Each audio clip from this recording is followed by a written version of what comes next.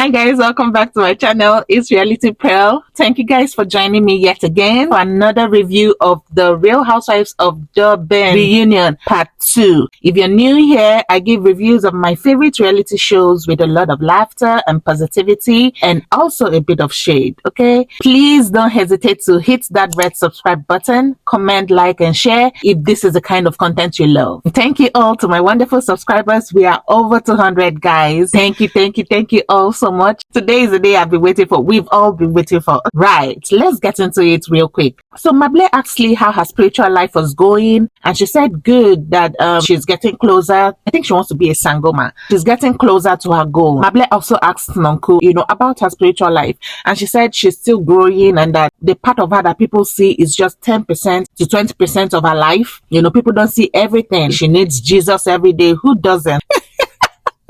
We all do, okay? Now, Mable asked the other ladies which of them have seen the other part of Nonku that she's talking about. And it was like, she has not seen this other part, Sha. Well, to be honest, that's fair. They are not friends, okay? They are just colleagues at this point. Mable asked Lee why she got pissed at Nonku at her dinner when she was trying to get Nonku to admit the things she said about her.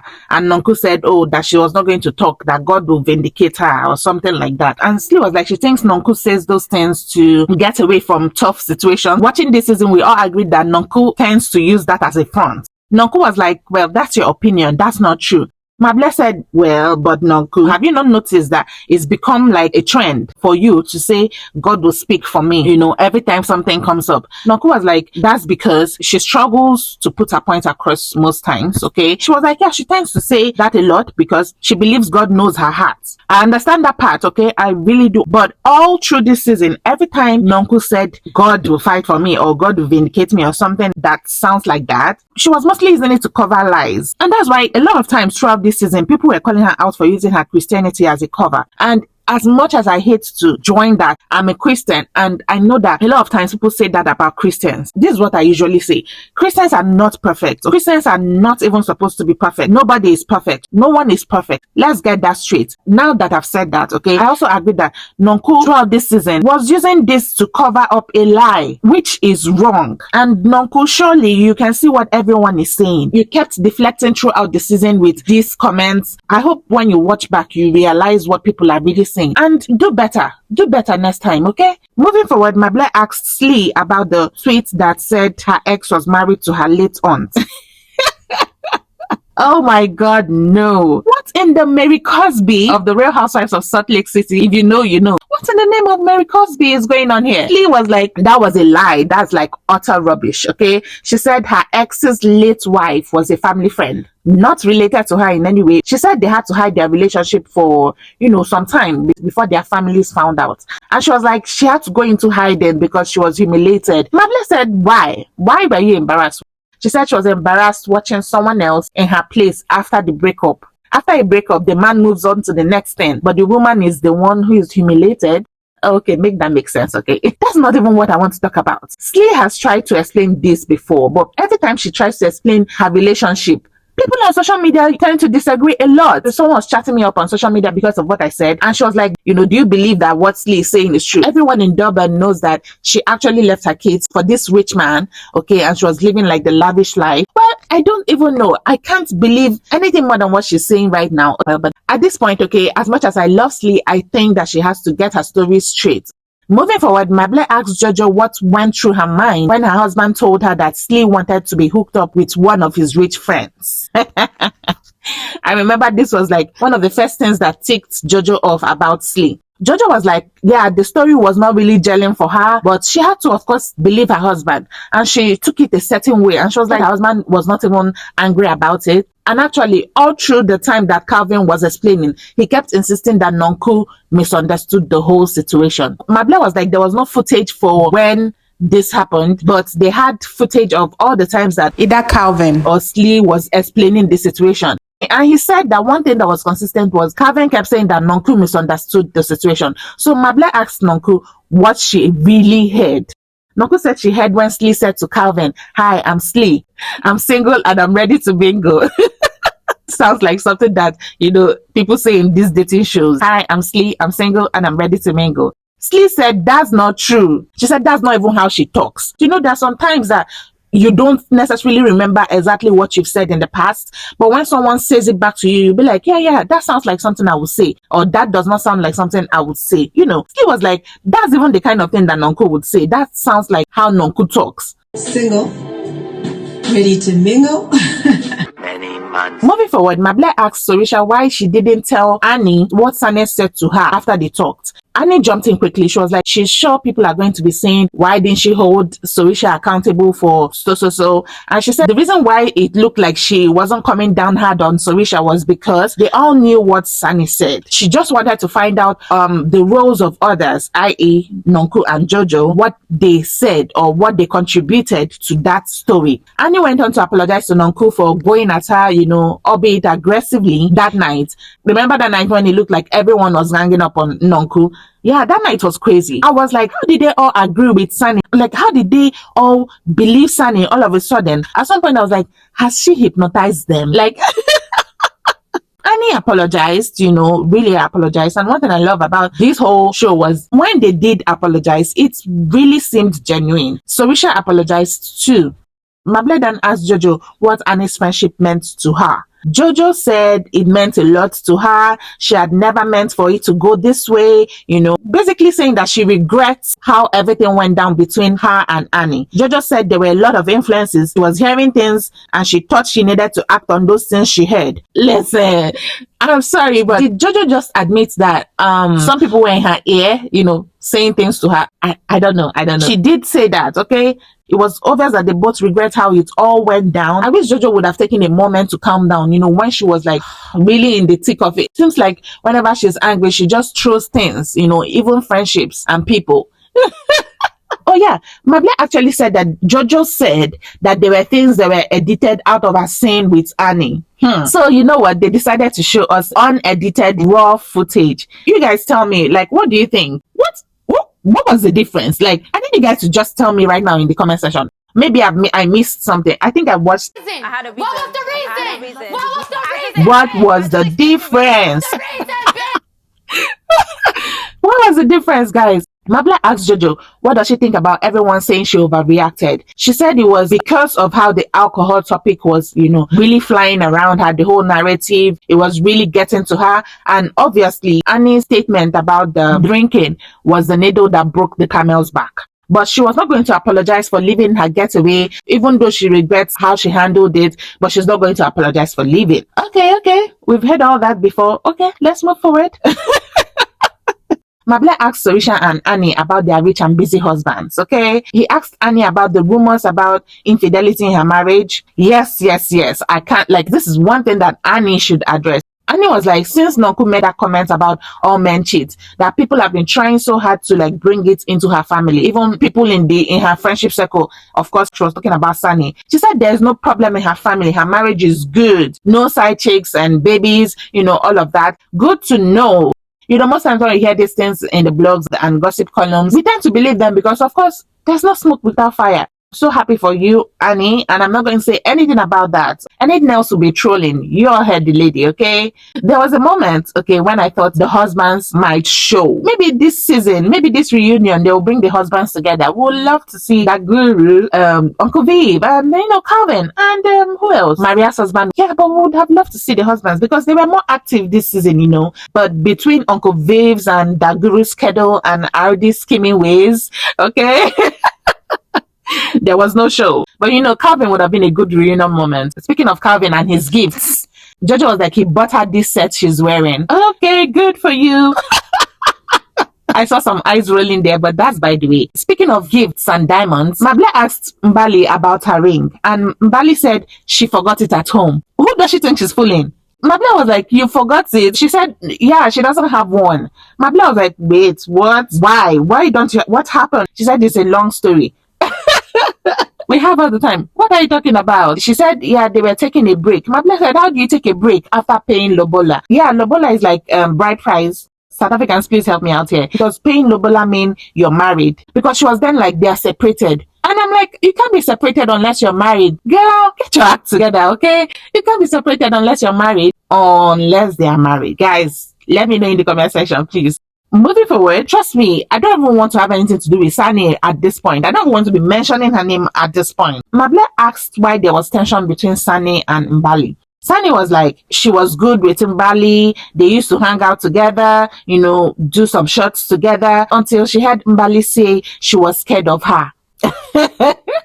Everyone should be scared of you. You're seriously unhinged. Mable asked Sani, was that why she woke up the next morning and went to rant on Instagram and called Mbali a slut? Pay attention, guys. Pay attention, okay? Mable said Sani went on Instagram after she had her issues with Mbali to call Mbali a slut. Sani said yes, that's why she didn't attend the dinner. Mable didn't even ask about dinner. What's wrong with this woman? Why is she talking about dinner when they're asking her about her rants on Instagram? It didn't just make sense. Until Jojo said that's not why she didn't attend the dinner. Jojo said Sani had threatened to kill her, so production wouldn't let her go for the dinner. Like, of course, production is not going to let you around someone you want to eliminate. Hey, God. What?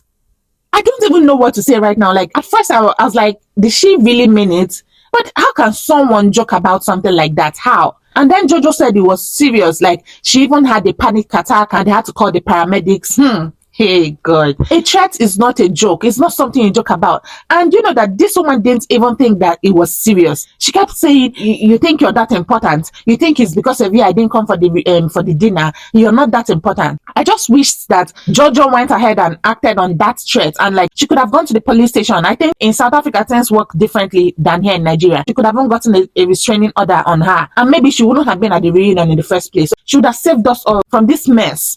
And I think when I say this, I'm saying this for everyone. We don't want Sani back for season 4. We don't want her back. She's crazy. Bad shit's crazy. Something funny that happened right here was when Mbali asked the ladies, she was like, please, was I the only one at the table that said she was scared of Sani? Sorisha said, yes. It was so funny. Like, Sorisha said, no, you're not the only one. We're all scared. But Sorisha said, yes, you're the only one that's scared. Okay, moving forward. Mable asked Nonku why she decided to bring Slee into the group. Nonku said, well, she loved Slee instantly. She said Slee was so beautiful. She used to call her Megan Good or Megan Wood. Is it good or wood? Which one is it? Of course, Slee is beautiful, but I don't think she looks like Megan Good, okay? Nonku didn't even know which of the Megans she was talking about. Actually, it's not Marco. Forward, Nonku said she felt like Slee. She was like, she liked her actually. That was why she took her along for her birthday. And, she thought Slee would fit into the group and also would have her back. Mable asked Slee what she thinks Nonku expected of her when she brought her into the group, and why did she tell Nonku that she's not her fan, she's her friend. About that, Slee said, first of all, Nonku did not bring me along to Cape Town. I took myself and my kids to Cape Town for her birthday. Okay, let's not get it twisted. I understand Slee for trying to clear things up there, okay? Because bringing someone along with you on a trip is different from someone taking themselves there, especially when the size of Slee's pockets is being called into question every time. And she said, whenever she's with Nonku will be sending her around, like sending her to take her pictures, things like that. Of course, we all have that friend that turns us into photographer whenever they're around, but would not even take one picture for you. I'm sure that's what Slee was referring to, okay? And it can be mad annoying. Like, Slee obviously didn't like it. Mable asked them what made it so difficult for them to get back their friendship together all through this season. Slee said for her, it was the fact that Nonku kept bringing things that happened outside of the friendship group into their circle. Still on this friendship, Mable asked Nonku why she told Mbali Slee was broke and borrowing stuff. Nonku was like, she said it out of anger. She actually apologized. But I'm like, okay, that's what she should have done since. So that brought us to the moment of Mable asking Sorisha to bring the receipts that she promised us. Sorisha said to Slee, do you want me to do this? Sorisha was like, this is going to, blow up the whole situation again. How do you feel about this? Sorisha said she had already shared the stories with Slee, and Slee graciously said, no, thank you. Like, I think we should let it rest now. Wow. Like, I had to put myself in their shoes. I was like, if I was Sorisha, I wouldn't even be asking for permission in the first place. It wouldn't even occur to me that I need permission. No, sincerely, I must give it to both of them, actually. That was really very gracious and mature. Of course, like, no. You're not going to say all of these things. You're not going to tell the whole world that you have receipts on me. And now you're not going to bring. Where are the receipts? Bring the receipts. This is my reputation on the line. This is my business. Put it out there that I owe people And now you're saying, bring the receipts. Hey, I was like, so I was like, Nonku, you don't want this. Okay, you don't want to do this. Okay, are you saying right now that you're not owing anyone? Nonku said, where are the receipts? Nonku was like, there are a lot of things I can say about you too, Sorisha. Sorisha said, bring it on. This back and forth was not making sense because are you giving us the receipts or are you not? Sorisha, give it. I was like, bring it out, for Christ's sake, bring it out. Sorisha took the high road. I'm sorry. Guys, we really waited for these receipts. I couldn't help but wonder, like, how can Nonku even say things like, it's my reputation on the line? Mable asked her, how come she's so worried about the damage that people are going to think about? Meanwhile, she has done a lot of damage already to Slee. So Nonku was like, we are all mothers. We are all mothers. Blah, blah, blah. We are all mothers indeed. It's not that you're remembering we are all mothers. Mable was like, okay, so are you ready to lay it to rest now? Because they're not ready to cause any more damage. Finally, Nonku was like, okay, that's fine. Okay, moving forward, Mable asked Nonku, why did she say Annie was the kind of girl you pick up from the club drunk? Nonku said, obviously, that was one of the moments that she was really pissed and angry, and she was just trying to get back at Annie. She apologized about it. Moving on, Mable addressed the fight between Nonku and Slee. Slee was like, no matter what Nonku said to her, she was wrong for stepping out and attacking Nonku. She apologized for her part. And I like that she didn't even try to justify anything. Nonku said the reason she was spewing all of those nasty things about Slee was because she was hurt. And she was trying to hurt Slee, obviously. Hurt people. Yeah, now looking back, she can see why Slee might have reacted in that manner. This season was full of toxicity, and Mable was like, at the end, we were all crossing our fingers and hoping for things to change. But that didn't happen. And Mable was like, they were going to play clips of, when the ladies had good times. Afterwards, Mable asked the ladies how they felt. Maria said she felt hurt. Sunny started with her gibberish, fake tears, apologizing to Annie. I'm like, shut up. Shut the hell up. After Sunny finished with her acting, Annie was like, Sunny tried to blackmail her with some pictures or whatever she was doing to blackmail her. She said this woman was basically telling her to be friends with her or face her wrath. Can you imagine? In the history of reality TV, she's like the lowest I've come across. And trust me, there are a lot of scumbags, okay, in this universe. All of a sudden, her tears dried up and she was like, oh, she did that because Annie was asking around about her. Well, so what? What if Annie asked around about her? She was like, Annie's friends were the same people that told her those stuff about Annie. At this point, I felt like retching. Like, she's so despicable. Annie told her that she should stop writing about her husband. She should stop talking about her husband. That if she has any issues with her, she should deal with her. She should not bring her husband into it, or else it will become a legal matter. Do you know what this woman said? She was like, so are you going to threaten me? Are you threatening me now? You're not going to threaten me. Not tonight. I've been nothing but good to you. Add delusional to that list, okay? She is delusional. And she was like, I was busy crying for you just now, and you're saying all of this. Oh my God. Enough of Sunny, okay? Enough of that woman. Moving forward, I think it's really going to be difficult for Slee and Nonku to get back their friendship, but at the end, they were heartfelt apologies from both ends. And I think that that's enough for now, okay? This season has officially come to an end, and I look forward to season 4. Overall, I think that this season, like everyone has said, was really toxic. I feel like most issues that they had stemmed from things that could have easily been resolved, which begs the question, were these women really friends? Were they ever friends? Annie and Jojo, Nonku and Slee, Maria and Jojo, Sorisha and Jojo, Sorisha and Nonku. We can go into all the permutations and combinations. Also, whoever made that final decision to add Sunny to the cast, you made a mistake, okay? She doesn't need to be on reality TV. And I hope she really gets the help that she needs. About the reunion, okay, I have to say, first of all, their outfits were good. They all looked great. I don't think I said that earlier. And they conducted themselves very well, I must say. Like, they were really respectful of each other. And Mable, the host, was not shy about asking the hard questions. Kudos to him. He did really very well. The reunion was one of the best reunions so far, in my own opinion. And guys, all of the things I've been saying are my own opinion. So let me know what you think about the part 2 of the Real Housewives of Durban season 3. We've come to the end of this video. Thank you guys so much for watching. Don't forget to subscribe and like this video. Comments, guys. Let me know what you think. And yes, turn on your notification because there's more. All right then. See you soon.